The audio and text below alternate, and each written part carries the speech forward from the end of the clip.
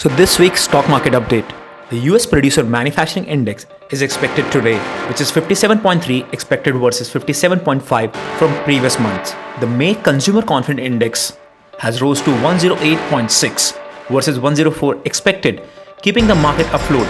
Speaks well for US economy. On the China front, due to the easing of the COVID lockdowns, there could be some relief on the demand and supply for the global economy as the businesses can open and manufacturing can start again. But the war in Russia and Ukraine is intensifying, and the President Biden have agreed to send short-range missiles to assist Ukrainian army.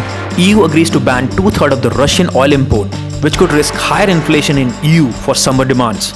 We could already see a small rally from an oversold market. We're expecting no big surprises from US Federal Reserve for this coming week.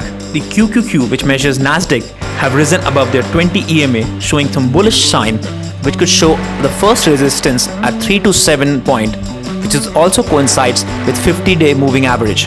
Salesforce provided a good earnings but a guidance cut.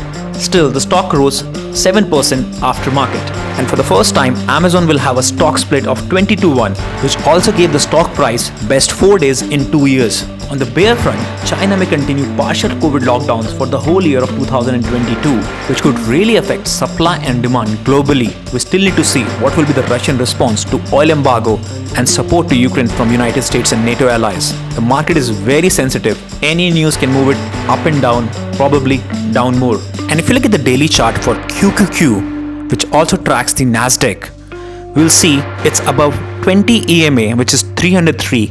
The next resistance I could see for QQQ is at 330, which also coincides with the 50-day moving average at 327, as well as RSI peaking above 50. Even the 5-day EMA have crossed above 10 EMA, giving some bullish signs. So we could see a short-term rally in the stocks for a while. I won't be buying any more stocks for now. I'll be doing trading only with good setups with strict stop loss. We'll be carrying out directional trades mostly on Tesla, QQQ, Nvidia and Facebook, obviously Meta.